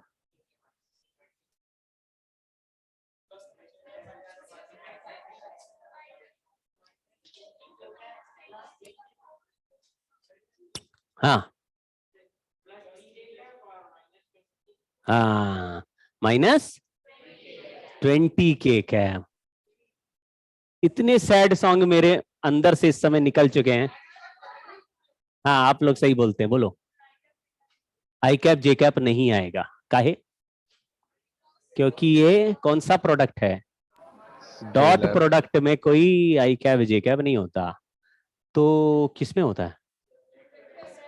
कहाँ? ये स्केलर प्रोडक्ट है, और आई डॉट आई करते हैं तो 0 हो जाता है। बहुत गजब नकली हो तुम लोग यार, बहुत। आई डॉट आई करते हैं तो 1 होता है, आई डॉट जे करते हैं तो 90 डिग्री पे 0 होता है। भाई क्या बोल रहे हो? आई कैप नहीं लिखना होता। सब लोग अजीब अजीब आंसर दे रहे हैं। यहां पे जे कैप नहीं है, यानी जे कैप का नंबर कितना है? 1 है। जब कोई 0 है। घर में एक एप्पल है, पूछा घर में एप्पल हैं, क्या बोलना है? है? एक को गिनोगी नहीं? कितने भाई बहन हैं? एक एक कम कर दिया। लड़ रहे हैं भाई बहन यार, हम भी तो हैं। नहीं नहीं तुमको नहीं मानेंगे। चलो बताओ, जो नहीं है तो 0 है ना, 0 पे मल्टीप्लाई करोगे तो 0 × 3 = 3। अभी तो मैंने सीखा तुम लोगों से। फिर यहां लिखा, आंसर आ गया प्लस। यूनिट में इलेक्ट्रिक फील्ड का यूनिट न्यूटन पर कूलम था, एरिया का यूनिट मीटर स्क्वायर। तो यूनिट तो सिंपल है। ठीक है, बहुत मुश्किल कैलकुलेशन है, लेकिन ये सीखना जरूरी है, एक बार देखना जरूरी है, इसलिए ये सारे एग्जाम्पल करा रहे हैं। ऐसे ये कराना नहीं चाहिए, क्योंकि ये तो डॉट प्रोडक्ट का एग्जाम्पल है भाई, डॉट प्रोडक्ट तो वेक्टर में पढ़ा ही हुआ है। तो आप देखो, ये इसको लाइटली मत लो, ये ऐसे ही मिस्टेक हो जाएगी। ठीक है, तो सीखना हर सवाल में, चाहे जो मिस्टेक, चाहे डॉट प्रोडक्ट की वजह से गया, लेकिन माना क्या जाएगा कि इलेक्ट्रोस्टैटिक्स हमारा वीक है। खराब किससे हो रहा है? डॉट प्रोडक्ट नहीं आ रहा, आई जे के नहीं आ रहा, डॉट प्रोडक्ट ही नहीं याद है, आई कैप जे कैप में लिख रहे हैं या बिना उसके ही लिख रहे हैं। तो ठीक है, अब देखो इसको करेंगे, तो इसमें कुछ सॉल्व नहीं करना, ये ऐसे लॉजिकल, ये अच्छे सवाल होते हैं, ये अच्छे होते हैं। चलो, consider a hypothetical sphere in a space where uniform electric field is present as shown in the figure. ये इमेजिनेशन से कैलकुलेट होगा फ्लक्स का value. Total flux through sphere is 0, flux through right hemisphere is 0, flux through right hemisphere is positive negative. ऐसे right hemisphere के लिए सवाल पूछा, total का पूछा है। जो फील्ड लाइंस सरफेस से अंदर एंटर करेंगी उसके फ्लक्स के साइन को हम क्या बोलेंगे, प्लस या माइनस? मैंने सिखाया अभी थोड़ी देर पहले। प्लस। क्लोज्ड बॉक्स में फील्ड लाइन अंदर घुसती है तो बोलना है, तो फ्लक्स नेगेटिव है अगर lines are going into closed surface. Closed surface मतलब बॉक्स की तरह, बॉक्स की तरह। और फ्लक्स, अगर साइन पूछे फ्लक्स का, अगर फील्ड लाइंस कमिंग आउट हो,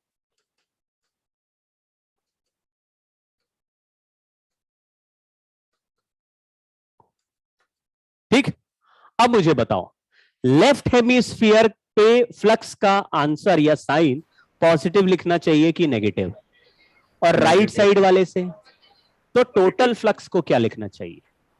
0।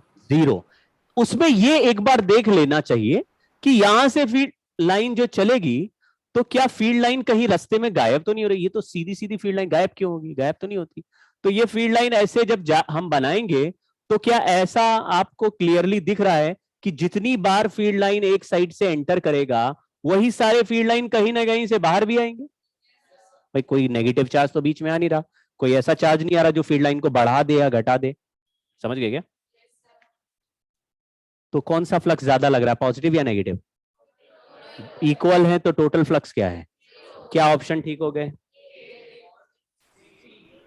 ए और ए एंड सी ठीक लग रहे हैं, क्योंकि flux through right hemisphere is positive, flux through left hemisphere is negative. तो राइट वाले, इस ये वाला करते हैं। सिमिलर क्वेश्चन है, इसमें यूनिफॉर्म इलेक्ट्रिक फील्ड की जगह चार्ज क्यों रख दिया? यानी फील्ड का एरो नहीं दिया, चार्ज क्यों दे दिया? चार्ज क्यों के अलावा भी कोई और चार्ज है क्या इस फोटो में? कोई और चार्ज नहीं है। तो अगर मैं अकेला चार्ज क्यों कहीं रख दूं, तो उसकी फील्ड लाइंस कैसे बनती है, आपको आइडिया है कैसे बनाते हैं? हाँ, जैसे बिल्कुल स्ट्रेट लाइंस बना देते हैं, चारों तरफ से ऐसे स्ट्रेट लाइंस होती है। तो उसके सामने कोई अगर स्फीयर रख देंगे तो कुछ स्ट्रेट लाइंस इस स्फीयर से भी क्रॉस होंगी। तो अब बताओ ऑप्शन क्या सही लग रहा है?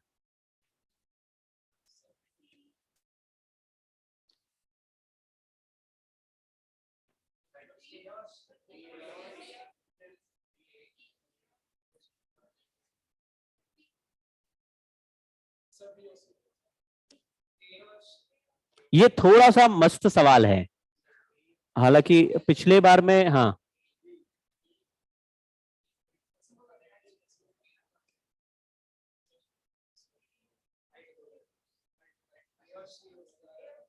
ए तो होगा ही। क्यों ए क्यों होगा? क्योंकि कोई भी फील्ड लाइन आप ड्रॉ कर दीजिए, एक साइड से एंटर करेगा तो कहीं ना कहीं से बाहर जरूर निकलेगा। कितनी भी लाइंस आप ड्रॉ कर दीजिए इसके थ्रू, ऐसा कभी नहीं हो सकता कि फील्ड लाइन एंटर करे और बाहर ना निकले, बाहर निकले तो एंटर नहीं किया हो। तो जितनी जगह से फील्ड लाइन एंटर करती है उसको क्या बोलते हैं?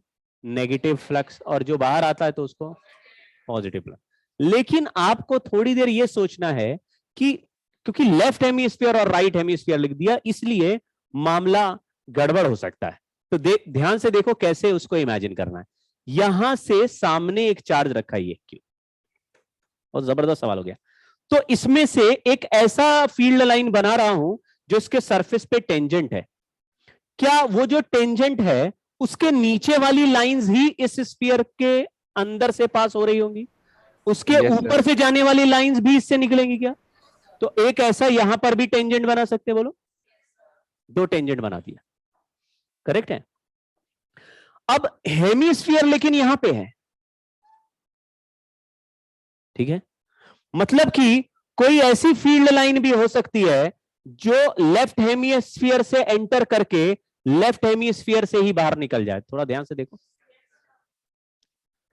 जहां पे ये टेंजेंट टच हो रहे हैं, अगर उस टेंजेंट को मिलाते हुए मैं एक वर्टिकल ऐसे लाइन क्रॉस सेक्शन बना दूं, अब ये 2 पार्ट में अगर ब्रेक करें तो आप ये कह सकते हैं कि इस टेंजेंट के नीचे वाली जगह से जो भी फील्ड लाइन एंटर करेगी वो केवल एंटर करेगी, इस लाइन के अंदर जितनी भी फील्ड लाइन है वो केवल एंटर कर सकती है, वो इस जगह से बाहर नहीं निकल सकती। बाहर निकलने के लिए उसको ये वाला रीजन है, कुछ समझे क्या? तो ये बताओ कि अगर यहां से 100 फील्ड लाइंस निकल रही है और उनमें से इतनी जो जगह है ये भी लेफ्ट हेमिस्फीयर की जगह है और इनसे बाहर भी निकल सकती है, लेकिन उससे फर्क क्या पड़ रहा है? हमारा ऑप्शन तो पॉजिटिव नेगेटिव है, हाँ, तो फिर कोई फर्क नहीं पड़ रहा, मतलब फिर कोई फर्क नहीं पड़ रहा। चलो, बाहर क्यों नहीं निकल सकती वहां से? किधर से? ये नीचे वाले पोर्शन से, ये वाले पोर्शन से? Yes sir. नहीं, मैं ये कह रहा हूं कि यहां से ये टेंजेंट है, टेंजेंट के नीचे जो भी फील्ड लाइन होगी वो इस पहले सरफेस से इतनी जगह से ही अंदर जाएगी, बोलो, नहीं होगा? Yes sir. मतलब मैं ओवर एक्साइटेड हो गया, ऑप्शन जो है उसके हिसाब से तो जो पहले आ रहा था वही आएगा, है या नहीं? लेकिन अगर ऐसा सवाल पूछा जाए कि क्या लेफ्ट हेमिस्फीयर का फ्लक्स जितना नेगेटिव है राइट हेमिस्फीयर का फ्लक्स उतना ही पॉजिटिव है, तो सर 0 कैसे आया? हाँ, मतलब अभी भी एक मिनट, कुछ और सोच लेते हैं। हाँ सर क्वेश्चन क्या था, रिपीट कीजिए। हाँ, नहीं 0 तो, अच्छा मैं दूसरे क्वेश्चन को रीफ्रेम करता हूं, ये तो सवाल अच्छा नहीं बना क्योंकि दोनों प्लस माइनस बराबर ही होंगे तभी 0 आएगा, लेकिन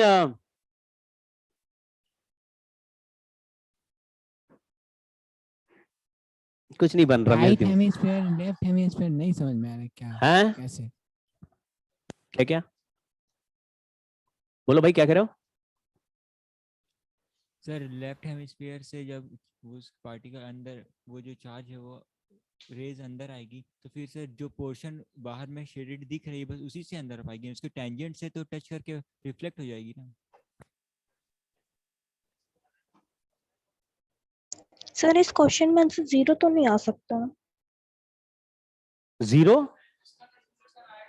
पहले वाले ऑप्शन तो सही है ही, क्योंकि सारे फील्ड लाइन अगर बाहर से स्टार्ट हो रहे हैं तो कहीं कोई भी फील्ड लाइन बनाओगे कहीं ना कहीं से वो एंटर करेगा और टर्मिनेट कहां होना है उसे?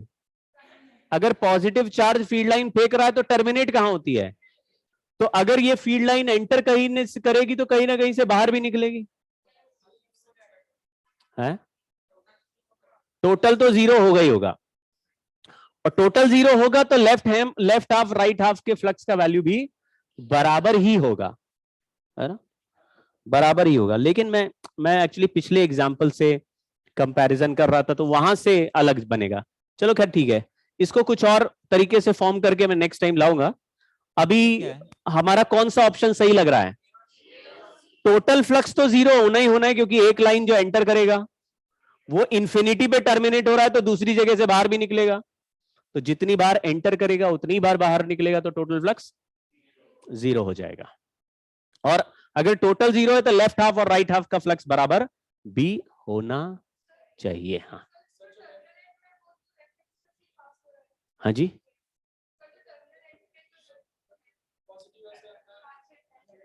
हाँ, टेंजेंट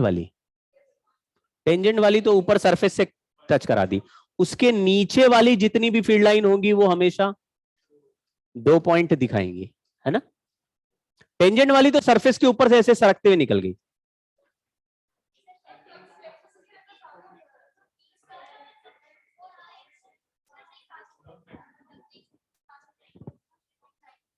कौन सी?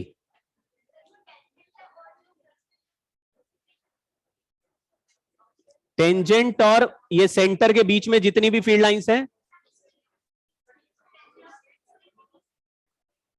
टेंजेंट और एक्स एक्स। ओए चुप रहो ना, सुनाई कुछ नहीं दे रहा। हाँ हाँ हाँ, यहाँ पे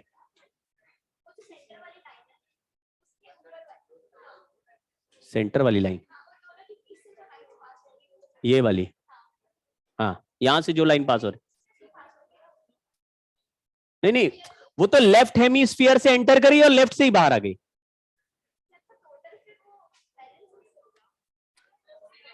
जो लेफ्ट से बाहर आ गई वो राइट से भी कम हो गई ना, इसका नेट फ्लक्स भी कम हो गया। और लेकिन इसका जो फील्ड लाइंस टेंजेंट बन के जा रही है उनको कैसे जीरो होगा?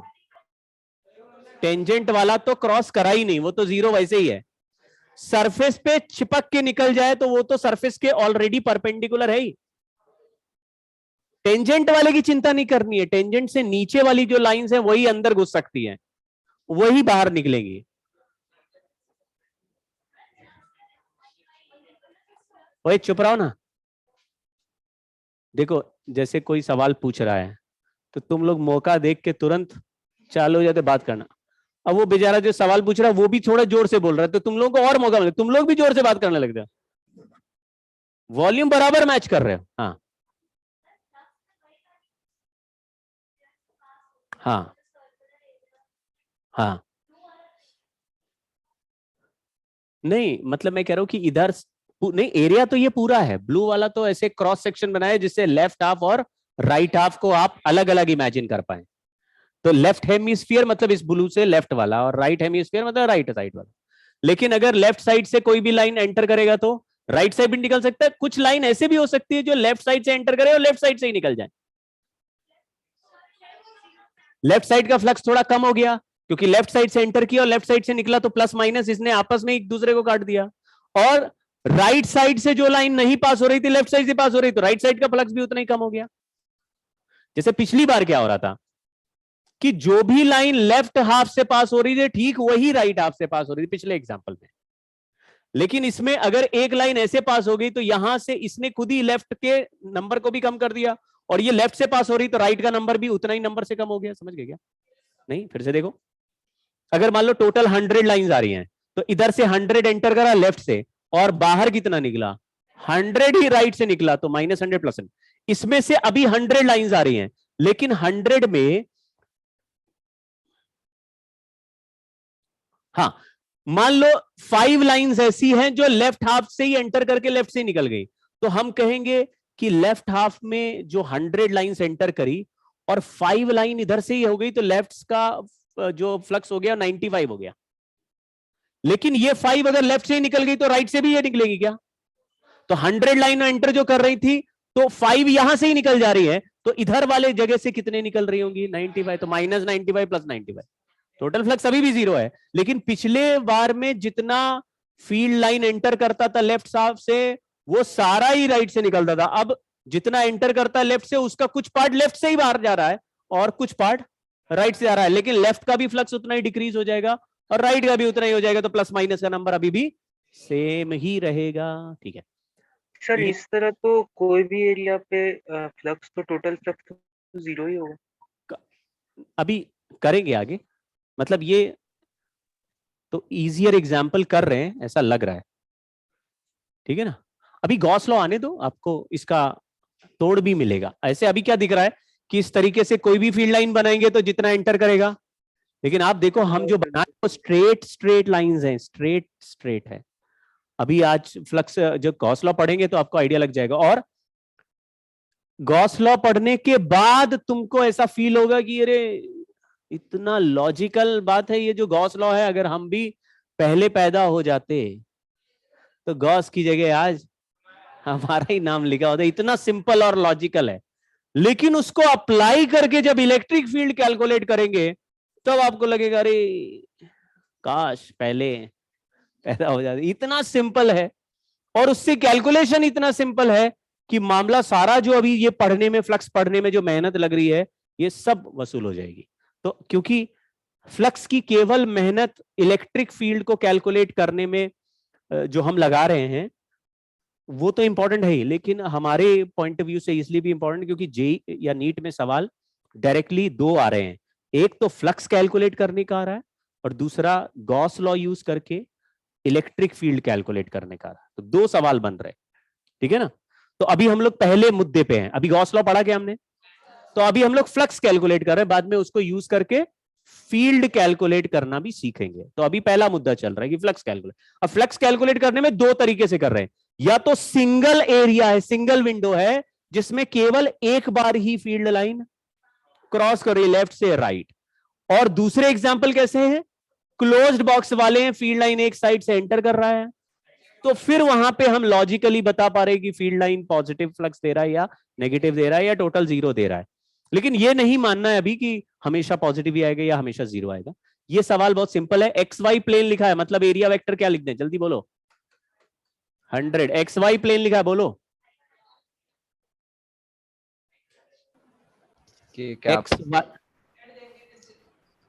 एक्स वाई प्लेन में अगर एरिया हुआ तो एरिया वेक्टर के परपेंडिकुलर लेना होता, प्लेन के परपेंडिकुलर। के कैप एक्स और वाई प्लेन के परपेंडिकुलर कौन होगा, जेड। अब अगर डॉट प्रोडक्ट करें तो क्या आंसर आना चाहिए, कौन सा ऑप्शन सही लग रहा है, सी। समझ गए क्या, ठीक है। अब मैं जो दो तीन एग्जाम्पल करा रहा हूं ये भी बड़े सिंपल हैं, फटाफट हो जाएंगे। ये आई कैप है, इलेक्ट्रिक फील्ड का ई नॉट आई कैप, यूनिफॉर्म है नॉन यूनिफॉर्म, यूनिफॉर्म है, इसमें कोई एक्स वाई जेड कुछ लिखा नहीं है, वेरिएबल कोई फंक्शन नहीं है, ई नॉट लिखा हुआ। ये आपको विंडो दिख रही है, ये किस प्लेन में है, तो इसका परपेंडिकुलर किधर आएगा, यानी ये जो एरिया वेक्टर है ऐसे आ जाएगा, इसके परपेंडिकुलर इमेजिन करेंगे तो इलेक्ट्रिक फील्ड किधर आ रही होगी, इसको देखिए, इलेक्ट्रिक फील्ड किधर आ रही होगी, इसी लाइन पर ही आ रही होगी। Yes sir. यानी वो सारा इलेक्ट्रिक फील्ड परपेंडिकुलरली ऐसे डायरेक्ट क्रॉस कर रहा होगा, समझ गए, ठीक है। ऐसे दिखेगा इलेक्ट्रिक फील्ड, ये देखो, ये इलेक्ट्रिक फील्ड लाइन से जो पास हो रही, इलेक्ट्रिक फील्ड कांस्टेंट भी है, एरिया तो एल स्क्वायर, ये मान लो स्क्वायर है एल बाई एल का। आंसर बोलो फ्लक्स का, ई नॉट एल स्क्वायर, आंसर हो गया। इलेक्ट्रिक फील्ड ई नॉट है, एरिया एल स्क्वायर है, दोनों सेम डायरेक्शन में, या बोलो बिल्कुल परपेंडिकुलरली सरफेस को क्रॉस हो रहा है। टेढ़ा मेढ़ा क्रॉस होता तो कंपोनेंट बनाते, ये तो सीधा ही समझ गया क्या। चलिए दूसरा एग्जांपल, कैसा इलेक्ट्रिक फील्ड है, नॉन यूनिफॉर्म है, कैसे पता चल रहा है, फंक्शन वाई का दिया है, ये एक स्क्वायर है, इसको सिंप्लिसिटी, यहां पे ए लिखा है तो मैं इसको स्क्वायर का साइड भी ए लिख देता हूं, ठीक है। एरिया तो मुझे पता है ए स्क्वायर है, लेकिन इस एरिया पे हर जगह इलेक्ट्रिक फील्ड का आंसर यानी वैल्यू सेम आएगा कि अलग अलग आएगा, कैसे पता चल रहा है हमको, ये वाई के साथ बदल रहा है, एरिया वाई के साथ बदल रहा है क्या, देखो, मतलब इस एरिया में अलग अलग वाई के पॉइंट है या नहीं है, इस एरिया में अलग अलग जगह तुम खड़े हो जाओगे तो वाई कोऑर्डिनेट एक ही रहेगा कि अलग अलग होगा, जैसे हम यहाँ पे रहे तो वाई का वैल्यू, और यहाँ रहे और यहाँ रहे और यहाँ रहे तो वाई का वैल्यू अलग अलग होगा कि अलग सेम होगा, अलग अलग अलग अलग होगा, क्योंकि किस प्लेन में है ये, वाई जेड प्लेन में है, तो वाई के साथ भी एरिया फैला हुआ है और जेड एक्सिस में भी एरिया फैला हुआ है। अगर ये फंक्शन वाई की जगह जेड का होता तो भी ये नॉन यूनिफॉर्म होता, इस जगह पे इलेक्ट्रिक फील्ड नॉन यूनिफॉर्म हो जाती, समझ गए क्या। फंक्शन देख के और एरिया भी पकड़ना होता है कि इस एरिया पे वाई कोऑर्डिनेट बदल रहा है कि नहीं, इस एरिया पे कौन सा कोऑर्डिनेट नहीं बदल रहा, एक्स नहीं बदल रहा है, इस पूरे एरिया पे एक्स का वैल्यू 0 है, देखो ध्यान से, एक्स का वैल्यू नहीं बदल रहा, एक्स 0 है। तो अब मुझे बताओ कि फील्ड तो आई कैप में चल रहा है ऐसे, लेकिन फील्ड का वैल्यू अलग अलग है, फील्ड तो आई कैप में है, वाई का फंक्शन है, तो हमने इसको नॉन यूनिफॉर्म लिख दिया। नॉन यूनिफॉर्म लिखते ही हमको मेथड क्या है फ्लक्स कैलकुलेट करने का, इंटीग्रेशन, ई डीएस कॉस थीटा, तो हमको डीएस सेलेक्ट करना पड़ेगा, सेलेक्ट स्मॉल एरिया। फंक्शन किसका है? y का, इसलिए एरिया भी कहां पे लेंगे? y पे। हाँ, dy मैच करना चाहिए। तो अगर x पे लेते तो x पे dx, लेकिन फंक्शन किसका है तो कहां लेंगे? और z पे dz क्यों नहीं ले रहे? और फंक्शन z का होता तो z पे dz, तो y पे dy कैसे लेंगे? देखो यहां ये ओरिजिन है, ये y एक्सिस है, तो ओरिजिन से y डायरेक्शन में चले कितना डिस्टेंस? y डिस्टेंस, और एक पतला स्ट्रिप बनाया कितने थिकनेस का? तो देखो ये ऐसे दिखेगा, ये dy हो गया, कितना dy। अब ये जो एरिया है इसका प्लेन भी अभी भी yz प्लेन है, इसका लेंथ कितना है? ये ऊपर से नीचे तक a है और थिकनेस, इसका एरिया वेक्टर ऐसे आ रहा है, इसको लिखा ds a, दिखा गया? Yes sir. अब इसमें वैल्यू रख रहे हैं, ये जो एरिया वेक्टर आ रहा है ये भी सामने है, इलेक्ट्रिक फील्ड भी सामने है, यानी दोनों के बीच में एंगल 0 है, सेम डायरेक्शन हो गया, तो cos थीटा 1 हो जाएगा, तो cos की जगह 1 लिख देंगे, लिख रहे हैं। इलेक्ट्रिक फील्ड की जगह क्या लिखें? एरिया की जगह क्या लिखते हैं? और इंटीग्रेशन कहां से कहां तक कर? देखो ये जो स्ट्रिप मैंने बनाया, अगर पहला ऐसा स्ट्रिप बनाते तो कहां पे आता? 0 पे आता y को, और आखिरी बनाएंगे तो कहां आएगा? तो स्ट्रिप्स का जो भी पोजीशन है वो कहां से कहां तक वेरी कर सकता है? 0 से y। अब y dy का इंटीग्रेशन करेंगे तो y स्क्वायर बाय 2, y की जगह a लिख देंगे तो e नॉट, a से a कट गया, ये हमारा फ्लक्स का आंसर आ गया। ठीक है, a से a कट गया, y dy की जगह लिख दिया y स्क्वायर बाय 2, y की जगह लिख दिया a, तो a स्क्वायर बाय 2। बहुत मुश्किल हो गया लग रहा है, इंटीग्रेशन नहीं आता है। यहां पे 2-3 एग्जाम्पल लिए हैं मैंने, जिसमें टेढ़ा सरफेस पे अगर यूनिफॉर्म इलेक्ट्रिक फील्ड पास करे, तो if uniform electric field is passing through area, take projection area perpendicular to electric field. Cross section area जैसा कॉन्सेप्ट लेना है, बोलना उसको प्रोजेक्शन एरिया है। बहुत सिंपल कॉन्सेप्ट होता है प्रोजेक्शन एरिया का। अगर मान लीजिए ऊपर से लाइट ऐसे आ रही है और यहां पे एक मैं स्फीयर रख दूं, स्फीयर, तो लाइट का शैडो, इस स्फीयर का शैडो जो ग्राउंड पे बनेगा वो किस शेप का होगा? सर्कल होगा। ऐसे अगर मैं आपको कोन दिखाऊं, कोन, सामने से लाइट आए और कोन यहां रख दूं, सामने से लाइट आए और कोन ऐसे रख दिया मैंने, तो आपको पीछे शैडो कैसा दिखेगा? ट्रायंगुलर। अगर ऊपर से उसी कोन पे ऊपर से कोन पे लाइट लगा दे तो नीचे सर्कल दिखेगा।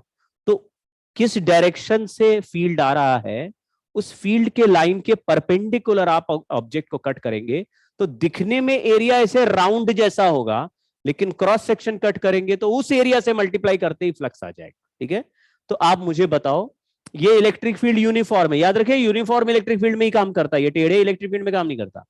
ये इलेक्ट्रिक फील्ड चल रहा है, ये कैसा एरिया है? स्फेरिकल एरिया है, इसका वैल्यू होता है 2 पाई आर स्क्वायर। लेकिन इसमें अगर मैं छोटे छोटे सेगमेंट बनाऊं तो क्या हर सेगमेंट का डायरेक्शन सेम है? लेकिन इलेक्ट्रिक फील्ड हर जगह सेम है, तो सब जगह एंगल अलग अलग चल रहा होगा कि नहीं? क्योंकि एरिया ऐसे 3 डायमेंशन में मुड़ा रहेगा तो हर जगह अलग एंगल बनाएगा। इसी कैलकुलेशन को बचाने के लिए अगर ऐसा क्वेश्चंस दिखते हैं तो हम फील्ड के परपेंडिकुलर जो भी 3 डायमेंशनल एरिया है उसका ऐसा परपेंडिकुलर क्रॉस सेक्शन कट कर लेंगे। समझ गए क्या? आलू का रखा ऐसे काटा, बीच में क्या दिख रहा है? सर्कल। टमाटर काट दिया सर, समझ गए क्या? सर्कल।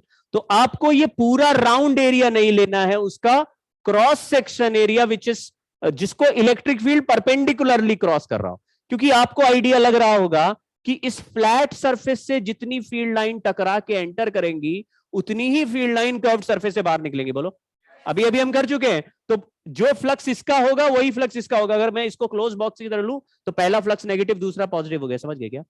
हमको फ्लक्स फ्लैट एरिया का नहीं पूछा, हमको पूछा स्फीयर का ही फ्लक्स है, लेकिन हम किसका फ्लक्स निकाल देंगे?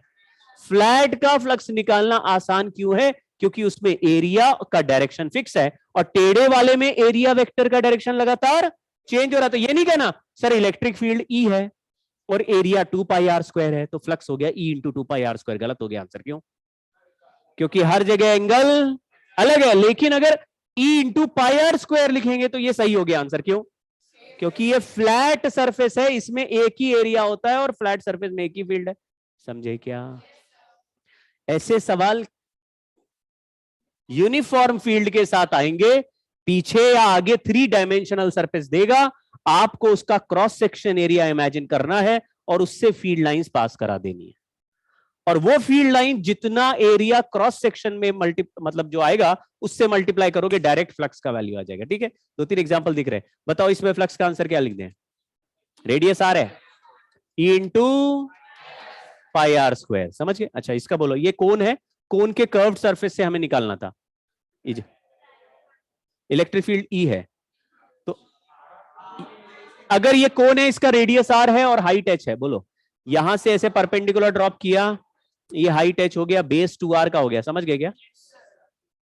तो एरिया, ये क्रॉस सेक्शन एरिया दिख रहा है, कितना हुआ? RH। ठीक है, तो फ्लक्स का वैल्यू बोलो।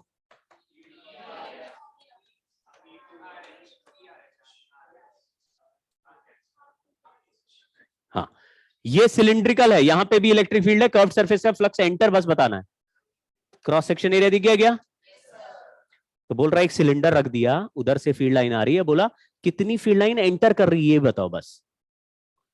तो ये तो कर्व्ड सरफेस है ना, इधर से हर जगह फील्ड लाइन एंटर करेगी तो हर बार एंगल बदल जाएगा। हाँ जी बोलो। सर परपेंडिकुलर लाइन में उसका क्रॉस सेक्शन लेंगे ना? परपेंडिकुलर? हाँ हाँ बोलो बोलो बोलो फिर से। सर आवाज? ट्रायंगल वाले में सर वो जो कोन है उसमें परपेंडिकुलर एरिया का ही क्रॉस सेक्शन लेंगे ना? हाँ, जैसे फील्ड लाइन आ रहा है मान लो ऐसा एक्स एक्सिस में, तो फील्ड के परपेंडिकुलर कोन को काट देना है। अब ये कोनिक सेक्शन का भी सवाल बन सकता है अगर मैथ्स वाले हैं कोई, तो कि अगर फील्ड लाइन ऐसे टेढ़ा आएगा तो उसके परपेंडिकुलर कट करेंगे। तो आपको मैथ्स वालों को आइडिया रहता है कि कोन को अलग अलग एंगल पे कट करें। तो जैसे फील्ड लाइन ऊपर से आ रही है तो आपने बोला सर्कल है, फील्ड लाइन इधर से बेस के पैरेलल आ रही है तो ट्रायंगल है, लेकिन फील्ड लाइन ऐसे किसी एंगल पे आ रही है तो आप उसके परपेंडिकुलर कट करेंगे तो इलिप्टिकल हो जाएगा। नहीं, लॉकी। आज ट्राई करना, लॉकी होगा घर में सबके यहाँ, लॉकी है, बिल्कुल लेंथ के परपेंडिकुलर काट के देखेंगे क्या दिखेगा। लेकिन ऐसा अगर कट करेंगे तो टेढ़ा सर्कल हो गया भाई। नहीं,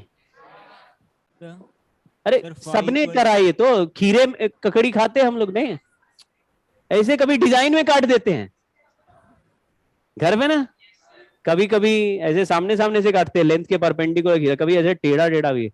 आज डिजाइनर बना ना, है ना, तो वो टेढ़ा आ गया तो बिल्कुल टाइम के पाबंद हो। Sir phi equal to E R H कैसे आया था? हाँ जी हाँ जी, सर वहां पर आर ये देखो ना, एरिया हमने इसका ट्राइंगल का बनाया, ऐसे ट्राइंगल बन रहा भाई, इसका बेस 2r है, हाइट h है। समझ गए क्या? समझ गए। ठीक है, ये क्वेश्चन आपको करना है, लेकिन प्रोजेक्शन एरिया का कॉन्सेप्ट इसमें लिया है। 2 मिनट दो। मान लीजिए इलेक्ट्रिक फील्ड लाइंस इधर से आ रही हैं, बिल्कुल ऐसे एक्स एक्सिस के पैरेलल, लिखा हुआ है ई नॉट आई कैप। अगर मैं आपसे पूछूं बीईएफसी का फ्लक्स बताओ, ये लाइंस तो बीईएफसी से भी क्रॉस होगा ना, तो क्या कोई और आपको यहां पे ऐसा प्लेन दिख रहा है जिससे वही फ्लक्स पास होगा जो बीईएफसी से? हालांकि बीईएफसी टेढ़ा प्लेन है, कोई ऐसा प्लेन दिख रहा है?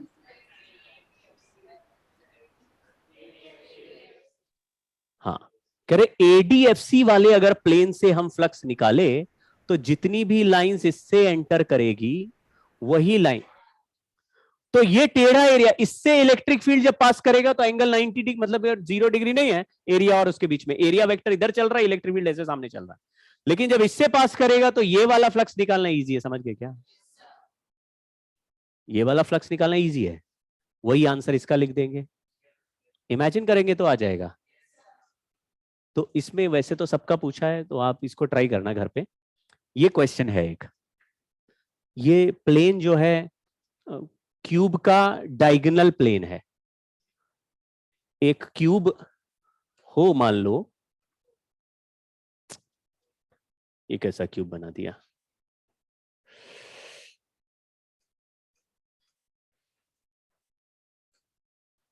ये क्यूब है, एक इसका डायगोनल प्लेन बना रहे, ये देखो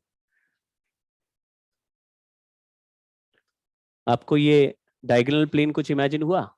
यस सर। ये उसका वही डायगोनल प्लेन है, इसमें इलेक्ट्रिक फील्ड ऐसा ही एक्स एक्सिस पे चल रहा है, ये लाइन एक्स एक्सिस है, इलेक्ट्रिक फील्ड लिखा है ई नॉट एक्स कैप, यानी ई नॉट आई कैप है, एक्स कैप मतलब समझिए ना, आई कैप ही है। तो इलेक्ट्रिक फील्ड चल रहा, मैं एक दो प्लेन बनाता हूं, ए बी सी डी और फिर यहां पे लिख देता हूं ई एफ। हमको पूछा है electric flux A B E F का, इलेक्ट्रिक फ्लक्स पूछा है ए बी ई एफ का। अच्छा, ये साइड अगर ए है, ये हाइट भी अगर ए है, तो ये जो डायगोनल का ये जो टेढ़ा लाइन है, ये कितने का है? √2a है, इसका बेस भी a है, तो टेढ़ा जो प्लेन है, एक्चुअल जो प्लेन है जिसके थ्रू पूछा है, उसका ये लाइन √2a है और ये लाइन a है, मतलब एक्चुअल एरिया √2a² है। लेकिन हमको जो फ्लक्स निकालना है उसके लिए प्रोजेक्शन एरिया डायरेक्टली कितना मल्टीप्लाई कर सकते हैं, वो तो स्क्वायर ही दिख रहा है। देखो क्या आंसर ठीक है, समझ में आया क्या? बहुत मुश्किल सवाल था। तो इस तरह के सवाल पूछे जा रहे हैं डायरेक्टली। तो दो तीन तरह की कहानियां हैं। अब नेक्स्ट जो हमारा कार्यक्रम स्टार्ट होगा नेक्स्ट क्लास में, उसमें हम गॉस लॉ पढ़ेंगे और फ्लक्स कैलकुलेशन गॉस लॉ से करेंगे, फिर फील्ड कैलकुलेशन गॉस लॉ से। तो बहुत इंपॉर्टेंट है, ध्यान दें। क्या क्या ये वाला? हाँ, इसमें इलेक्ट्रिक फील्ड एक्स एक्सिस में चल रहा है। तो इलेक्ट्रिक फील्ड एक्स एक्सिस में चल रहा है, सवाल पूछा इस टेढ़े प्लेन से कितना फील्ड, अभी जो करा वैसे ही सवाल हो गया ना। तो टेढ़े फील्ड प्लेन से जो फील्ड लाइन पास होगा वो इसी रेक्टेंगुलर प्लेन से यहां से घुसा होगा। एक मिनट, ये यहां पे बहुत चमक आ गई, इनको नहीं दिख रहा होगा। इस प्लेन से पास होने वाला फ्लक्स पूछ रहा है यहां से, लेकिन हमने बोला कि इसका एक प्रोजेक्शन एरिया बनाए तो ऐसा प्रोजेक्शन एरिया बन सकता है।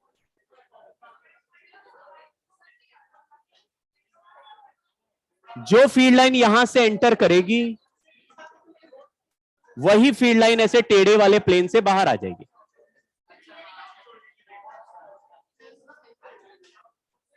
समझ गए क्या भाई सब लोग? बाय बाय बच्चों। Thank you sir. Thank you sir.